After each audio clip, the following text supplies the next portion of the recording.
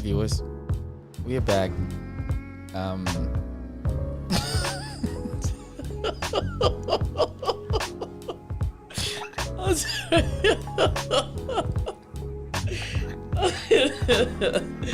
all right, so let me confess. So we should have. I think it was about 45 minutes. We were talking the entire time, and we did not know that everything we're talking about wasn't recording at all. Oh god, I forgot to include the audio, so it's my fault. My bad. So let me check now if it's working properly. So please, if you're watching right now, let me know if you can hear what we're saying. Give me a second. I'm gonna take my time this time around. I was kind of rush a little bit because I don't want to waste too much time. Alright, I see that video has been removed. That's completely, that's true. That's what I wanted. And let me see if this one is working now. Yeah? It's working. It's working now. Yeah. Jesus Christ.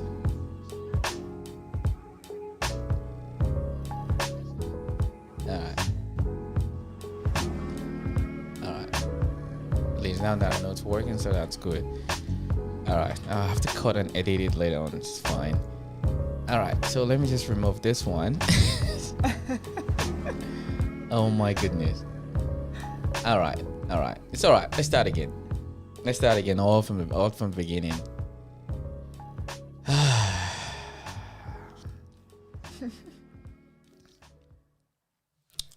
Hello viewers, welcome to another episode of your daily rant. I have in the house today, I have a mental mental health clinician. She's gonna teach us a lot of things today, and we did a live stream already previously, and we found out that everything we did wasn't recorded because the idiot, this one here, forgot to click the mic. But we talked for about 45 minutes, a good material, and I just wasted it basically because everything wasn't working properly. So I apologize. So we're gonna do it again because I think for me it's about the information we want to give. So it's gonna take us a second take to do it this time around. We're gonna do it again, and I'm grateful that you chose to do this, to go along with this with me, even though it was my fault that we didn't get this right. But thank you. So first of all. I want us to kind of recap again, but I still want us to give the same information. Right. Now, let's start from the beginning. What is bipolar? Alright, so bipolar is a condition where you experience extreme high and extreme low. Okay. So that's called mania, acromegalia, and depression. So, in terms of because part of the thing you said previously before, I love the one. Give me that, and the one you said about, sometimes you feel like you want to drive car 150 kilometers an hour, you want to book a flight, you want to travel somewhere. Like, what is that when it comes to bipolar? What does that even mean? Yeah, and so maybe I should go back and say, like I said first time, is that I'm not a psychiatrist. Oh yeah, thank you. I'm a mental health clinician. And maybe to give you some context, I am a person that had the diagnosis of bipolar as well. So I have some lived experience of this, while also understanding the symptomology. So someone who is experiencing a manic episode can feel extremely energetic, have less need for sleep, do impulsive type behaviour, engage in risky behaviour. That might be having lots of sexual encounters with people. Yeah? Yes.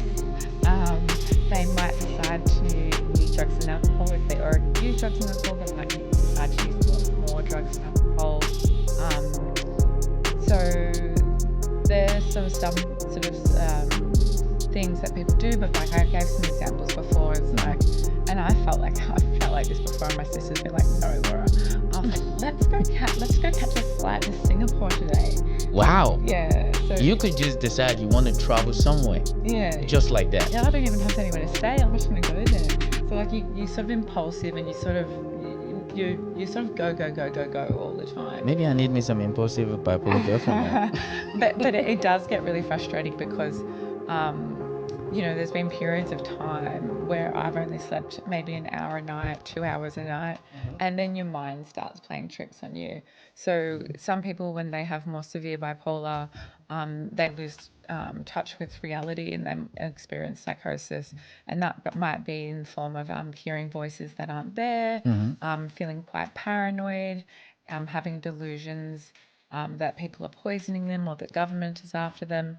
For me personally, I have heard like whispers, so no one's voice particularly, but I could hear whispers, and I think speaking with my psychiatrist about that, we sort of felt that that was more about the sleep deprivation, Okay. rather than I guess a true symptom of bipolar. Okay. I guess they're sort of hard to pull apart because you are in such deep sleep, deep sleep, right? yeah, Depriva- sleep deprivation.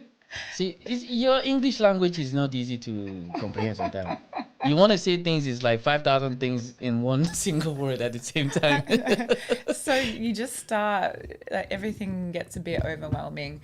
And so like when you're high, when you're hypomanic or when you're manic, you feel really good. And then it gets to a point where you start feeling really irritable and agitated. And we call this lability in mood, where you might be laughing one second, crying the next. You almost stop to like lose the sense of how to even control your emotions whatsoever. So that's something that can happen as well. Wow. So now, in the part of the question that I asked previously before, Yes. I'll try and see if I can refresh my memory, because this is why when I do my show, I don't like to write too much things down. I like it to come organically, because I know it will come again. I was born to do this. So moving forward. Now, I want us to start back. Part of the things we talked about previously was the day-to-day things you have to go through. I want to start with you because you actually lived through this, number one. You understand? Yeah. I want to go back at the beginning. When you found out that, okay, this is something that you have to start living with basically for the rest of your life. Yes. What was your reaction like? And one of the things you shared previously before, you said something along the line that one of the time that you had a relapse was when you divorced, and the impact it had on you, and you end up basically in the hospital. Yes. If you can share that, I know it's very personal. Yeah, that's fine. If you can, because I want to learn, I want to take something from it, and I think it's going to be beneficial, and hopefully somebody listen right there, you can take that too, and you can learn from it. Yeah, I guess I'll go back a little further. So,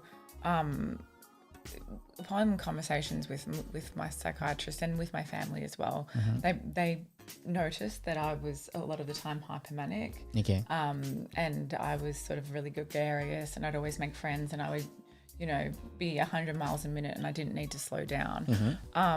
It wasn't until me and my ex-husband, our relationship broke down. And then unfortunately as well, I had two close friends that passed away.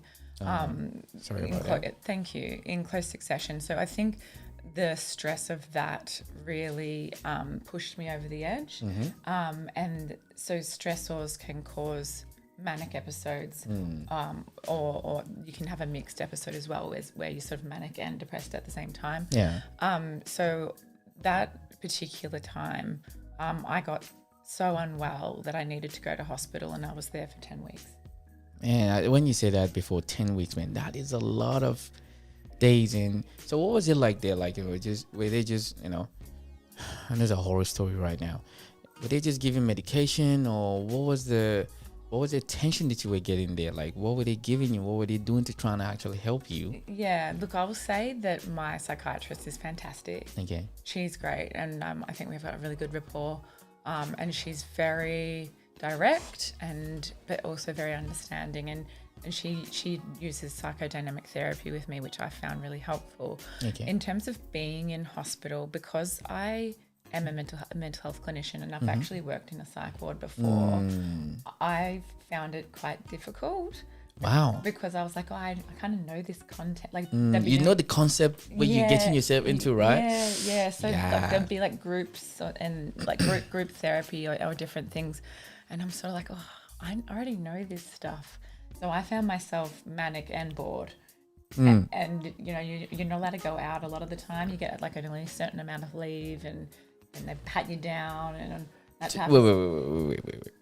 What do you mean they pat you down? So you have to like empty your pockets to make sure that you've not brought any contraband in, that type of thing. So Yikes. It's just it's quite hard when you're not well, but you're also not able to do. I mean, and it's a great clinic where I was.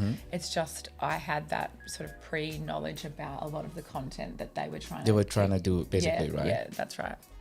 Well, my name is Lex too. I haven't told you my name. If you never know me, subscribe, follow, comment. All right, let's have a good discourse. Now, one of the reasons why I want to talk about is that I want to try and break the stigma behind this conversation, because a lot of people feel like, when you say bipolar, the very first thing that goes to your mind is that it's just the truth. Like I always like to keep it 100, like I always say, because there's a lot of misconception about what it is, and a lot of people are dealing and struggling with this, but it seems like there is no kind of safe space really to actually, for people to allow people suffering with bipolar to integrate properly with society without that kind of stigma, really, because they can still be people at the end of the day. You understand? Yeah, absolutely. Like I definitely still experience stigma, and I'm sure lots of other people do too. And I think that comes from a place of fear, and not educating themselves around these types of things. And if you've never been exposed to it, I understand why you've never educated yourself around it. I see. But also, I think something that I mentioned before was a lot of people think that having bipolar just means you're a really moody person. Yeah. That's not what it is. Thank you for saying that, because that is the perception that what bipolar is out there. That you're struggling with it means you're constantly moody. You're looking to just destroy things, and it's not true, because yes, I know for a fact it's not true. Yeah. All right. Now, one of the things that you said, so how do you tackle this? Because one thing I should have did earlier on, and I'll do it again now. How do you know that you're suffering from this, like from bipolar? And you and I said, we talked before, you said you have to get to a particular age. So you said in your teens, that's when it's actually going to start showing up that you might be exhibiting, suffering from bipolar. Like, as a grown up, like, what are the symptoms, number one, that you should look forward to, or for somebody who, because a lot of time people self-diagnose themselves. All right? Yeah, it can cause some misdiagnoses. So sometimes someone might be experiencing or exhibiting depression, and so people think, oh, this person has depression, we'll put them on a medication. There's this thing called manic switch. So when you're prescribed a medication, it actually, if you have bipolar, it can actually cause a manic episode. So you think you're treating something for depression, but you actually cause a manic switch, and the person becomes manic.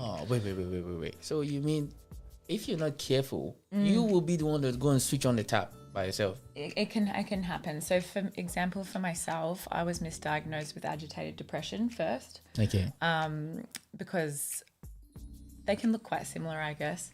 And I was put on a medication, and that caused a manic switch. So I became very manic. Wow. Yeah. Wow. So basically, if they don't give you the right tablet, you take the wrong one, or they misdiagnose you, it can trigger something in you that is actually going to have the other effect that you're really not looking for in the first place, basically. Yeah, I mean, it can be hard, and I don't think psychiatry can be an exact science. Okay. There is the DSM-5 where we look at a symptomology, but some people present in certain ways and at certain times of their life in certain episodes. So it's really hard to tell always exactly what's exactly going on. Right. So there's not like a prompt, like, okay, this is it. This is what is gonna show you that you're dealing with this, basically, right? Yeah. All right. Okay. I have 2 videos that we're gonna show. Sure. Normally it was 3 before, so I want to replay those videos again so we can see. I want to pick your brain again, so we can know how factual those information are, if they're correct or if they're not. Because I think this is one of those things that we really need to debunk I don't want to call it a myth, but it looks like that a little bit. Dispel the myths. Yeah, we do. Wait, madam, wait. Don't rush me. All right. That's what happens when you don't get yourself together. I've been having fun. Yeah. One of the hardest things about having bipolar disorder is once the medication makes you stable, you suddenly feel like you don't have bipolar disorder anymore. All right. This is the first one we laughed about this one though. It is. And you said it's actually true that when you stop, as in when you take it, you feel better. It feels like you're on top of the moon. Not on top of the moon. You just feel normal again. You just feel like, oh, this is my personality again. I just feel like everyone else. And then you start to think, maybe I never had bipolar. Wait, what? Did you do when you took the tablet in the first place? But like I said before, I would never, ever, ever stop my medication because I know what it's done to me and I know what it's done to my family and to my friends. So you've taken it as a responsibility now for you to make sure that you take your medication. Always. But your mind does go there where you go, I feel so well. Maybe I don't need medication, but you have to challenge that thought because you do. I mean, for me, I do. Not everyone does. Not everyone will. But for me, certainly, I do need to take medication. Okay, let me ask you something. I'm not trying to be insultive here, but Okay. how do you make yourself decide to want to do it every day when you know that there could be a period whereby your body just feels like, I don't think I really need this anymore. Like, how do you push yourself? Yeah. So I don't get side effects. So that's the main thing. Oh, so there could be side effects. Yeah. So some people experience side effects. One of the medications I'm on, is it okay if I talk about Oh, this? absolutely. They will pay me. It's not free advertisement. But continue. One of the medications I'm on is olanzapine. It's an antipsychotic, but it helps with sedation because I don't sleep very well. Okay. And it can cause people to put on a significant amount of weight. Wow. Very luckily, I haven't put any weight on it. Wow. So that was really good. Something else I'm on is called lamotrigine. It can cause a severe rash that can lead to death. Wait. Rash can lead to death?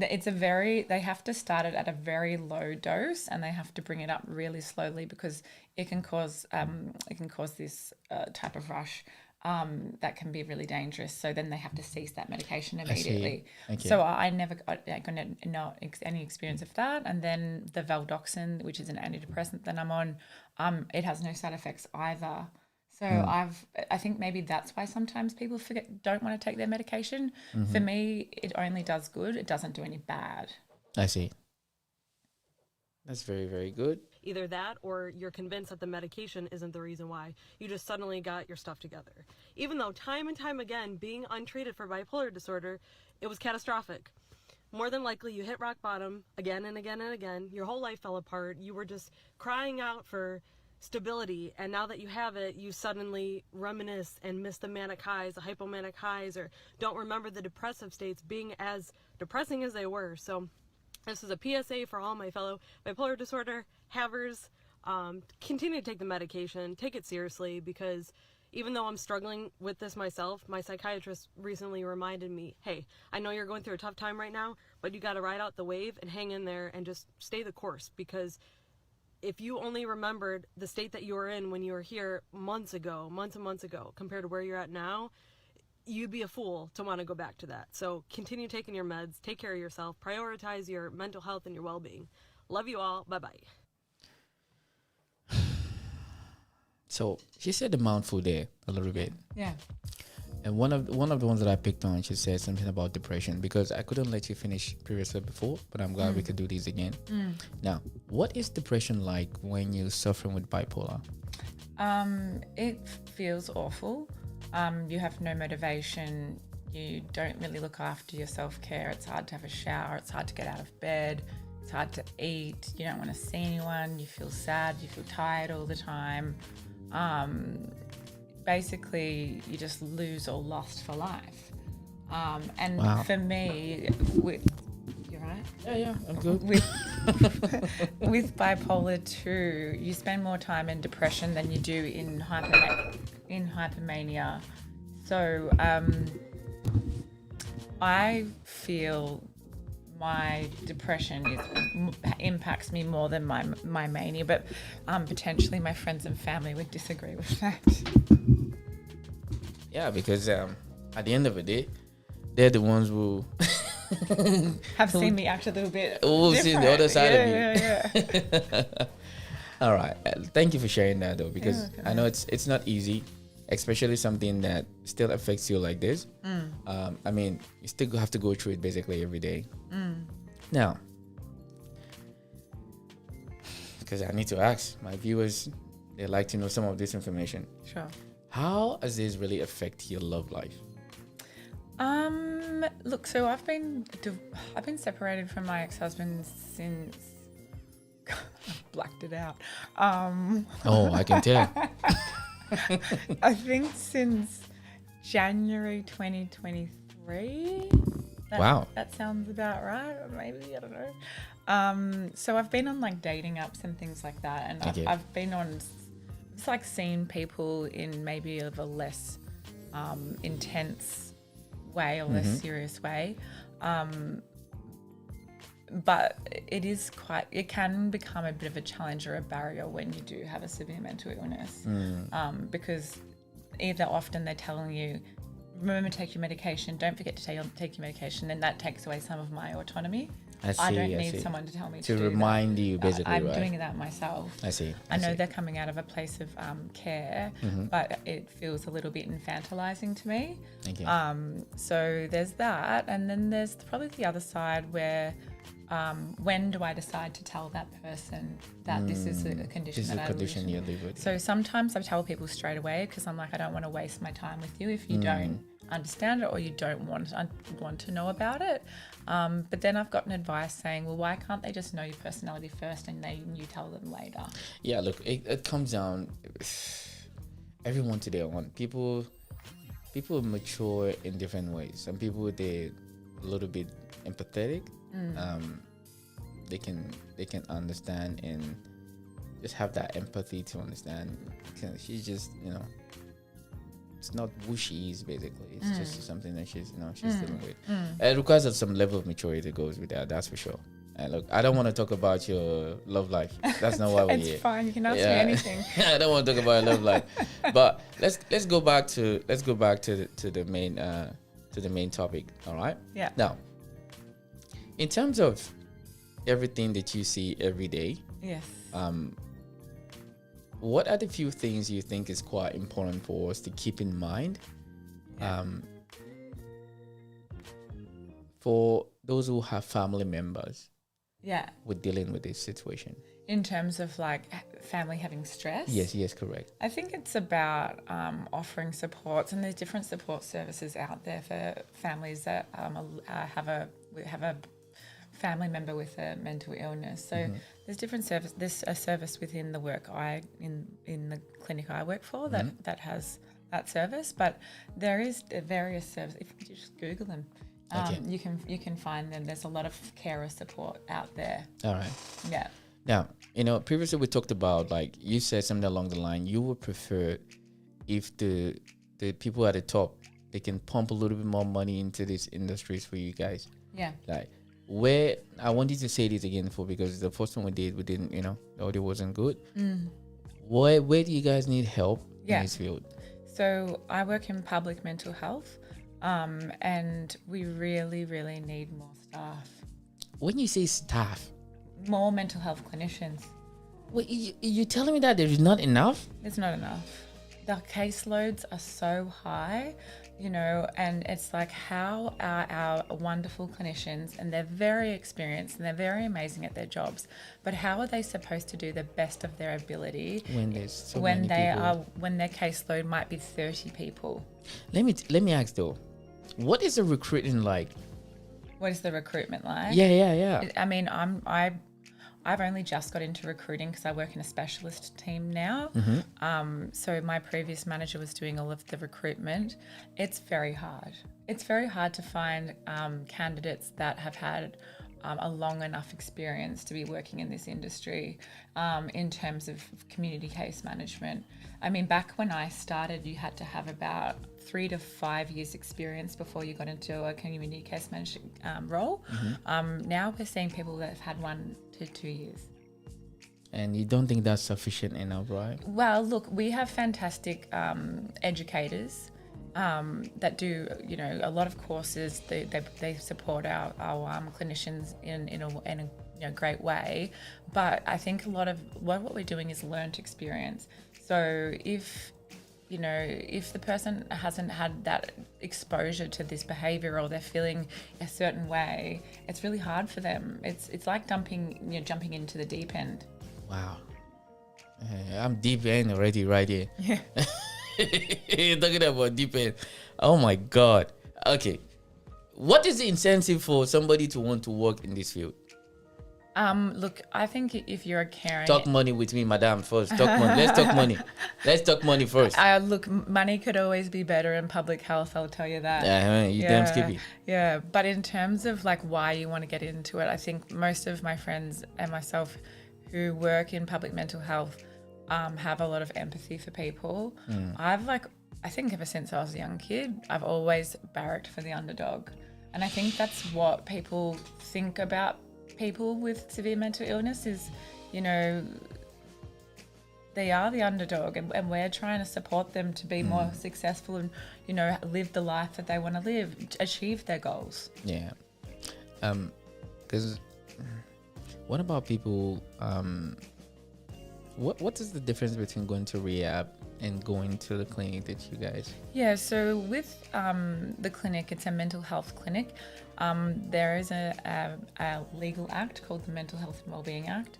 A lot of our clients are under the Mental Health and Wellbeing Act, which means by law they're required to take treatment, and that it could be because when they're not on treatment, they pose significant risk to themselves or others. But there's a lot of people that engage voluntarily. When you're talking about, are you talking about drug rehab? Drug rehab, you have to want to change. Ooh, that's deep. That's deep. So wait. So drug rehab, you will literally take yourself there to say, listen, I need help. Yes, exactly. If you sent someone to drug rehab that didn't want to stop drugs, they would leave rehab and start using drugs again. So what was the point? Fair enough. Good point. Very good point. Very good point. Wow. So, wow. Huh. You leave, you know, I don't want to use the word struggle. Just say it's fine. It just gives me the jibbies just to say it a little fine. bit. All right. So, no, you're diagnosed with bipolar. Yes. Now, something that you said previously before. Talk about the old money that you spend monthly. It's still battling my head a little bit. I'm not going to lie to you. Okay. $400 a month on medication and... look, I'd have to look at my budget, but so one of my medications is $99 every 2 weeks, I believe. The olanzapine's cheaper, and the lamotrigine's maybe $35 or something. And then I see my doctor. I used to see her weekly, and that was $380. But I would get a rebate, and it would depend over the year. Once I met the threshold for a rebate, I'd get bigger rebates. So it sort of worked out well. But the money you're putting up front is quite a lot. We're talking this is private psychiatry. I understand, even Yeah. though it's private, you understand? Yeah. I'm okay. That is like you spend your own income for you to get better. Yeah, to stay well. Yes. You understand? To stay well. Yes. All right. Yeah. Now, for those who can't even afford to go there, Yes. is the service, you know? Yeah. So public health, public mental health, where I work. Yes, that's a free service. Okay. I guess and I don't want to get too political here, but I guess what worries me is America's public health system. If you can't afford to buy your medication for schizophrenia, then you're going to be psychotic all the time. Okay, yes. You know, look, I told you before. America, for me, they rub me the wrong way to some extent. I don't hate the country. I just don't like the culture there. You know, we talked about, you know, women there, the video that you seen, you know, She had a baby at the hospital, and they gave her $120,000 water bill. I'm like, what the freaking hell is she having? 1,000 children at the same time. Yeah, it's crazy. That's why the system of healthcare over there. It's laughable with all the kind of money that allegedly that they say they spend every time. Yeah, and I think I said to you when we talked about this last time is that a lot of people decide to have home births. Even people that have money decide to have home births, but the mortality rate for infants in the US is much higher than Australia. Wow. So now even just to listen, this is not a political topic that we're having today. It's pissing me off because the thing is that, like, with all the technology and everything that we have in the world today, yes, all right, you would think there's some things it should be the norm now. Yeah. You understand? You'd hope so. Hey, the leaders, can you hear? This is one of your people. She busts you know what, every day, taking care of the community. Now, one other thing again.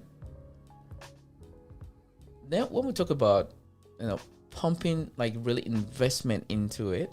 Yes.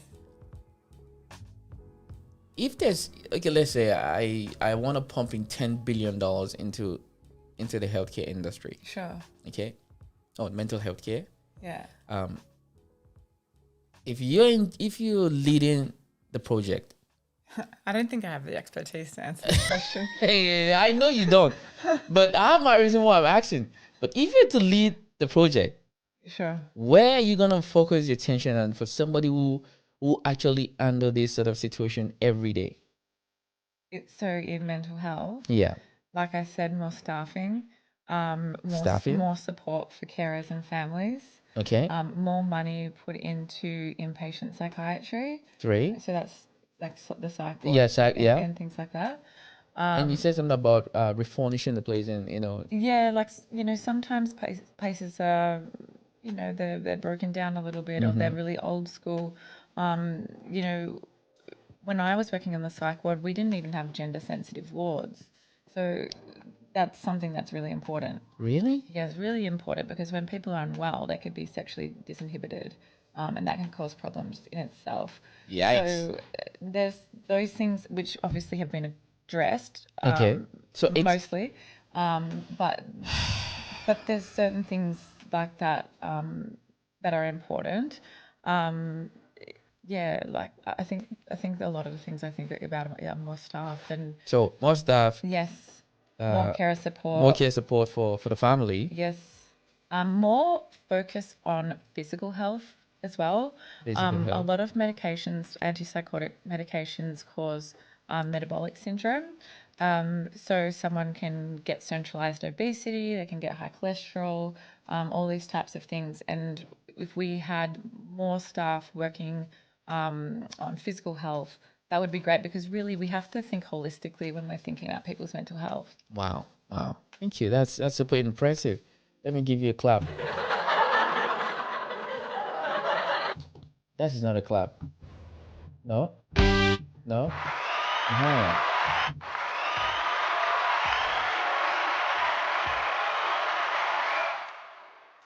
All right. Now, let's talk about something else. Sure. Because I want to soften the punches I keep throwing to you. Someone said they should pump money. They should pump money into hospitality, public sector. Yes, I don't disagree with you one bit. But we all know where the money is going to. The money is not going to where it needs to go to. All right? Because I had the similar conversation once on my live stream when I do on TikTok. And I asked people, it's like, how much do you think this is going to take to fix homelessness in Australia, for instance? Look, I can't answer any of those. Anything to do with money, I would have no idea how to answer that question. We asked AI to give us some solution. Yeah. We break it down to about $230 billion in over 10 to 20 years span. So basically, you don't have to put $230 billion at once. You can literally allocate and budget. We have the technology. All right. There's a country I can call their name, but I don't want to call their name because it's gonna make them flag me. I don't want fuala. I don't want trouble. But they have this they have this technology, or they can build houses now. There's 3D printed houses. Yeah. I guess something I can think of off the top of my head as well, where money could go, is to research into developing better antipsychotic medication or better medication. That's okay. That's a good one. Yeah. So you think it still need to be more emphasis on creating like a better product, basically, right? Yeah, I mean, there's new medications that come out all the time. So we have our typical antipsychotics, Okay. and we have our atypical antipsychotics, which came out later. And then there's now more medication that, I wasn't aware of back when I started. I see. So there are things coming out, but the TGA take a while for them to approve. But if more research went into making medication potentially with less side effects, all those types of things, that would be fantastic. So, okay, just for proper understanding and knowledge, though, do you think some of this medication did usually come with side effects? So for me personally, no. Okay. I'm really lucky. So I'm on lamotrigine. That doesn't give me any side effects. I'm on olanzapine. A lot of people put a significant amount of weight on olanzapine. I haven't put on any weight on olanzapine. And I'm on valdoxin. Apparently, valdoxin can cause some liver issues, but my liver blood tests have come back normal. Wow, you're lucky then. I am lucky. You're lucky then. You're lucky. All right. So, a few more questions to ask you. Sure. Okay. So let's talk. Why do you think there is a lot of stigma about having bipolar from your point of view, for somebody that lives through it every day? Yeah, I think people think we can be dangerous and unpredictable. I mean, when you are manic, you can be a little bit unpredictable, but if you're taking your medication, you're just like everyone else. Okay. I think the people are scared of the unknown. Okay. And like I've said before, that only 2% of the population have bipolar. Yeah, that's kind of really blew my mind a little bit. That's let me ask OpenAI, because I cannot ask Siri. Siri always pay attention to my conversation when I'm having it, and it always pisses me off. Siri, yes, I'm talking about you. Stop listening to my conversation. What is 2% of the world's population? Okay, if I can spell. Let's see what's gonna come up with. So that's 160 million people. Yeah, and I guess it would change from country to country. So I don't know the exact statistics. I know 2%. I've been told 2% of the population have it. I've read studies that some African nations have less mental health concerns. You're laughing. You're laughing. I'm sorry. I have to laugh. I'm an African, though. Mental health. I'm not saying there's not. I know. African people would know the reason why I'm laughing. I tell you. In my Africa, mental health. They will whoop the shit out of mental health out of you. If you come home and say you have mental health. Yeah. To which family? Yeah. Yeah. I know where you're coming from. Oh, but it's just a study that I've read. It's interesting because obviously what people would classify as a mental illness in some countries wouldn't classify it in another country. Listen, I'm not being insensitive here. I'm just telling the truth. See, if you really want to put African people into coma, come and say you're depressed. I'm telling you, they will give you the worst look you've never seen in your life. They're like, depressed. Listen, come home and tell your mom that you're depressed. She'll tell you, depressed from what? And then go out there, go and find some food or find some money home. Yeah. There is so this is why there's a say. I think shout out to 50 Cent. And shout out to the ladies that we use a video. Please go and give it a follow. Initials in the video, you see it there. 50 Cent once said, he said something along the line. He said, like, depression is a luxury. In African culture, and I'm not gonna say all African culture, but where I grew up from, it's a luxury for you to want to sit and think about your mental health. Because probably taught just to get on with it. Yeah. and you better get on with it. Yeah. Because there is food, there is clothing. You have to provide. Just the fact that you need to get up and go on provide. You don't have time to sit back and thinking about your head is twisting a certain way. You know, you're in this mood. Your mood, get out there and go do something about it. So I kind of agree with you to some extent, because what is counted as mental health here back in Africa, it's not cap. It's laughing at me. I'm sorry. I feel like you thought I was going to say something really racist. Oh, yo, listen, this is funny. I'm not trying to be insensitive. I'm just telling you where I come from. You better don't even let them listen to you that you're trying to say something mental health. Because you know what's interesting about that is if you get up and do something, you don't have the luxury to feel crap. Yes. It's called behavioral activation, and that's something that's actually how we treat depression. Is you actually get up and do something, and it helps your depression. That's why Africa. Listen, we do.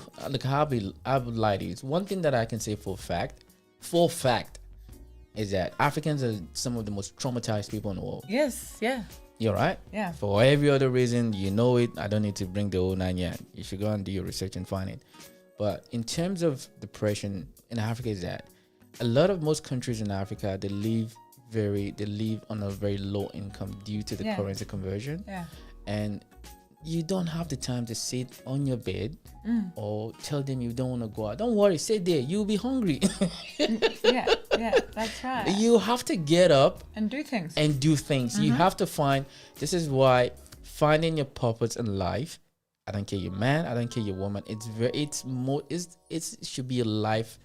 It should be a life calling. You need to redefine your purpose every time, because once you lose that, the desire for you to get up every morning, it's not going to be there anymore, and it can lead to all sort of things. So I'm not saying you're wrong.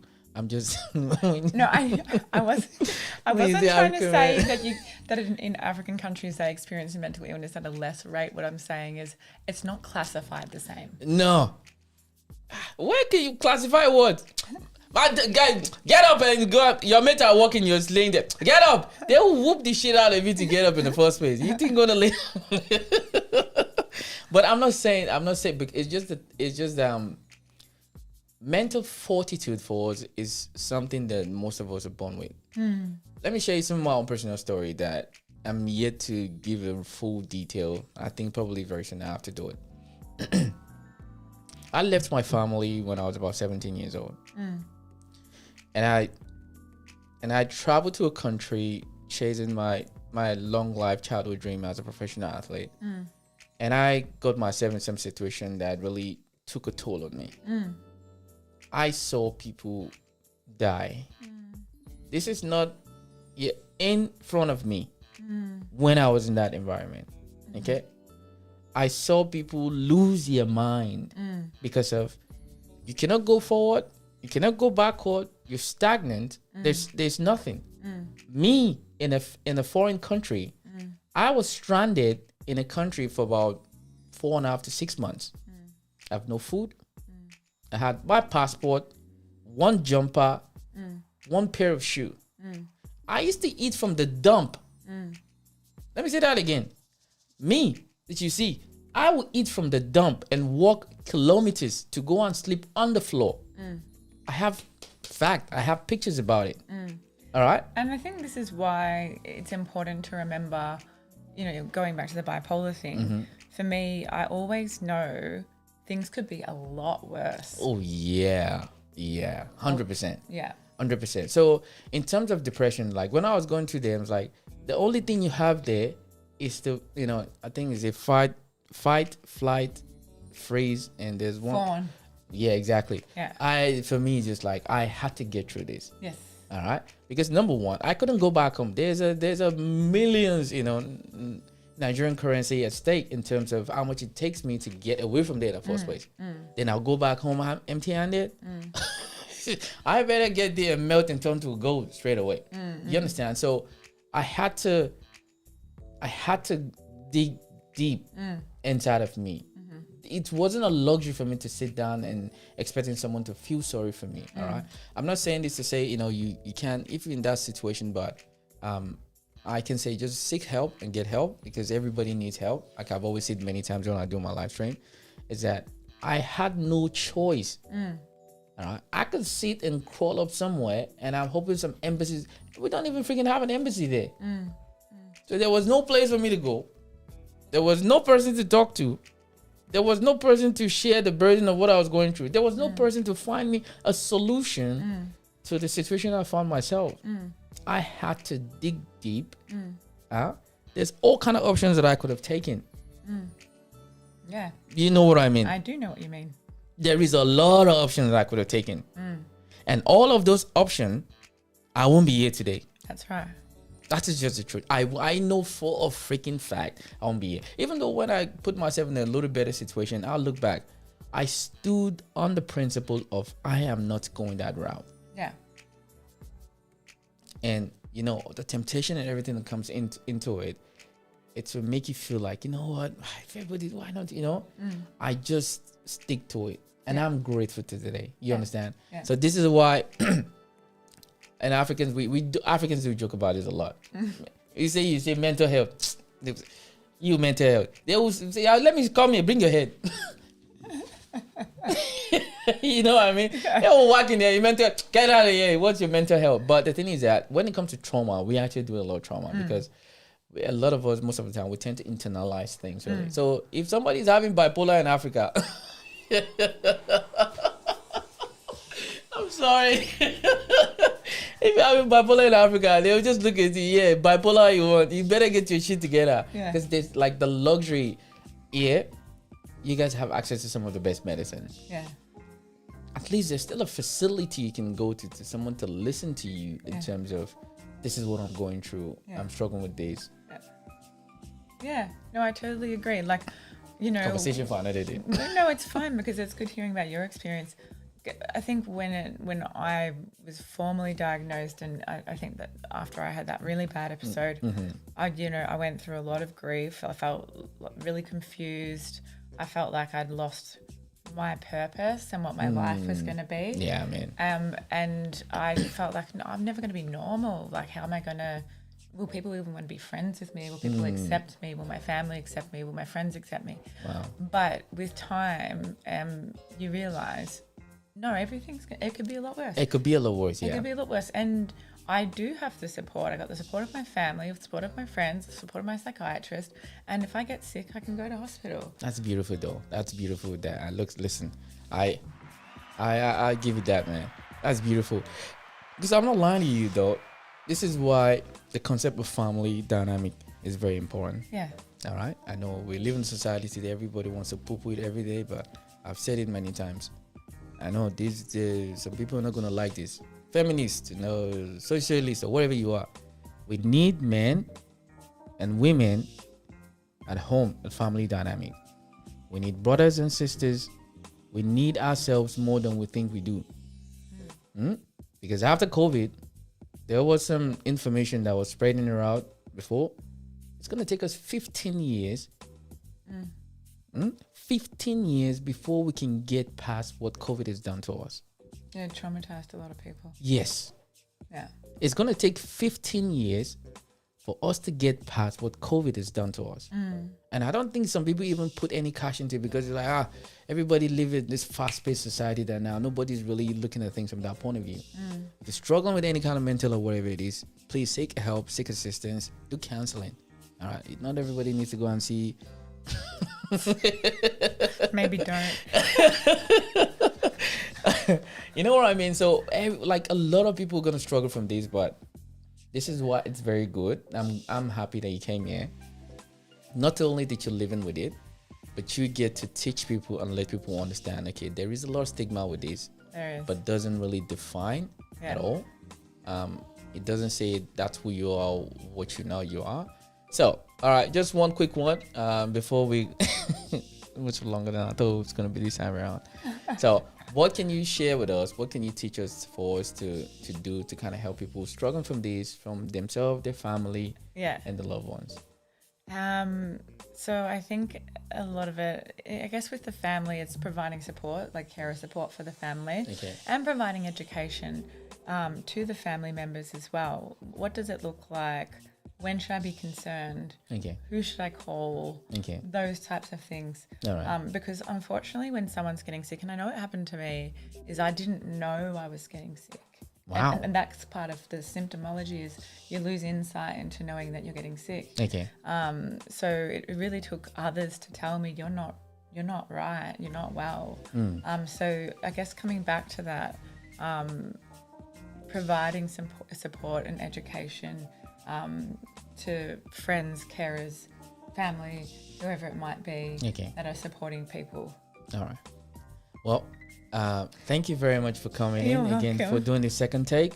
I know the first one we had, we wasted a lot of time and we're just yapping. Yeah. and Did we do the Demi Lovato? I liked that one. Which one again? The video. The Yeah, I liked her. I thought she was good.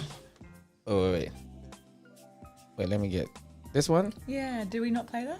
No, we haven't played it yet. Yeah, because I think this one's quite good. All right, okay. Let's quickly do this one then, so people can see exactly what we're yapping about. All right, let's have it.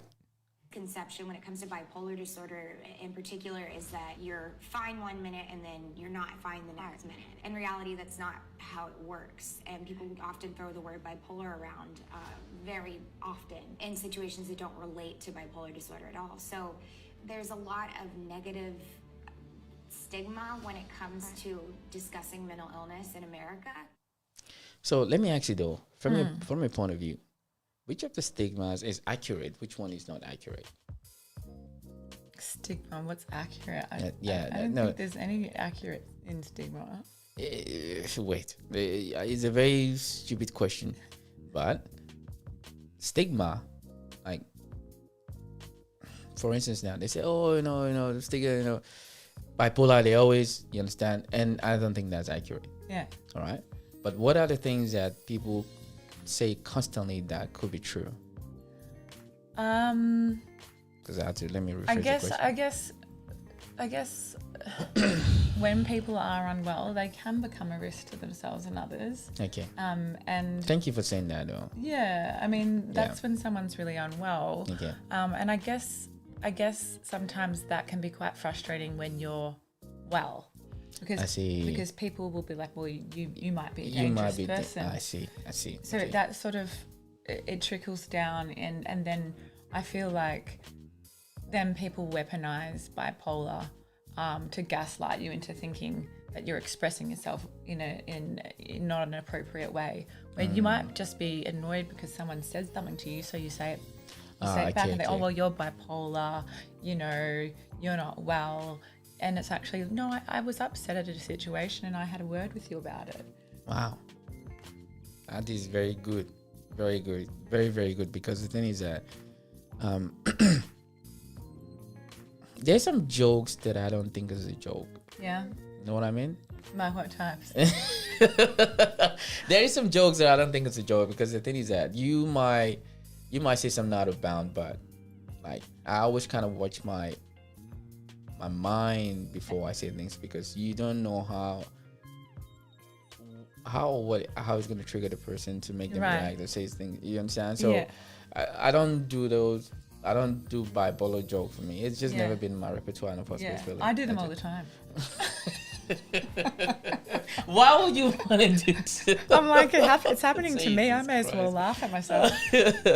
I like the idea though, but I don't want to do it. Look, I would never laugh at a client, but sometimes... That is what is really cracking me up, because I know you. I do make a lot of fun about myself. That's good though. I like that. Yeah. I like that, because the thing is that, I take all the jokes, man. I don't make it racial. Let's joke. I take the joke. I don't know, maybe it's a generational thing too, because it's sensitive generation now. Let me just shut up. I take the jokes. I welcome the jokes. But it's one of those things that you must be able to laugh at yourself and laugh at yourself, because I think it's another kind of... Is that... It's a coping mechanism. There was certainly a time, I guess, when I had a very big episode, and it took me a long time to feel happy or whatever. And now I look back and I'm like, God, what was I thinking? I was like, I was so mean to my mum all the time. Yeah. How's the family now for you now? Really supportive. Okay. Yeah, really supportive. And that's all you need at the end of the day, man. Thank you for family. The Haley's family. Thank you for taking care of her. She's still functioning very, very well. Highly. So look, thank you for coming in for doing this. I really appreciate it. Look, I'm happy to have you again whenever time. If the government can sow a little seed into the health industry because they need the money. All right. Let's spend money on the things that people really need. Okay. I ain't shy to say, man. Let's spend money on what people need. People struggling. You understand what I mean? People actually struggling every day. Let's put this money where people actually really need it. Stop building stupid houses and all this. We don't houses that we need. There's a lot of technology that could do a lot of things for us. Why are we not using it? The funds that, because there's nobody wants to get into the health industry now that doesn't want to be compensated. I think one of the issues with the psychiatrists that got striked was because the salary they were asking for was kind of too small compared to what other. Yes. Yeah, you understand? Yes. Why is it so difficult? Something that's going to jeopardize the society itself and the community. Yes. Why wouldn't they want to pay them more? That's right. I mean, it's not like the cost. You know, there was a couple of weeks ago. An egg was like $15 for one pack of eggs. Yeah. The tariffs, right? Yeah. Oh, good Lord, have mercy. We're not going to go there. Oh, we are cooks, man. Listen, you better go and learn how to farm. It's not everything is going to be on your computer. Better learn how to farm. Listen, I was from the bush. I can survive anyway.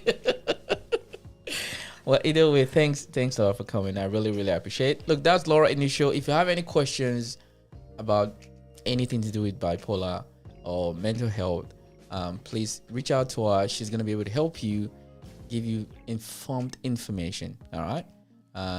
There's no gaslighting here. There's no, telling you a lot of bullshit. So please, all I can say to you is that please give her, there's an handle, social media handles there.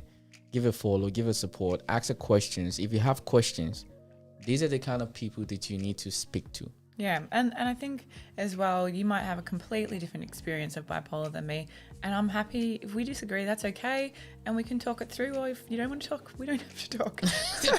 It is what it is, you understand? Yeah. So please kindly reach out if you need help. These are the people that you want to speak to so they can give you informed information. All right? This is not something you go slap on ChatGPT to tell you to give you the answer. These are the real answers here, not ChatGPT. All right, don't get it twisted. Okay, so please, thank you again one more time for doing this. I really love the banter. Next time, don't worry. I'm not going to take it easy on you with my jokes.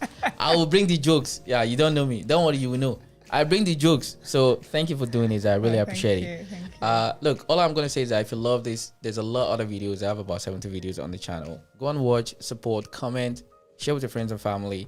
I'm looking, actually, there's one other person that I want to bring in is a counselor. And hopefully if I could get him around, if you're interested too, I can ask you to come and join. Yeah, that'd be lovely. And we can have a chat. And we don't even have to talk about, your field. We can talk about, if you're really interested, I can make that happen too. Yeah, I'd be more than happy to do that. All right, okay. Well, I just want to make sure. I don't want to get you in trouble, you understand? That's just my mind. Well, thank you for today. Thank you for watching. Comment, subscribe. Thank you for Laura for coming in. Really, really appreciate it. It was good banter. It's good to see you. Yeah. It was good to see you. I see you guys in the other one. Like I always say, thinking is not illegal to think, but you can pay me. So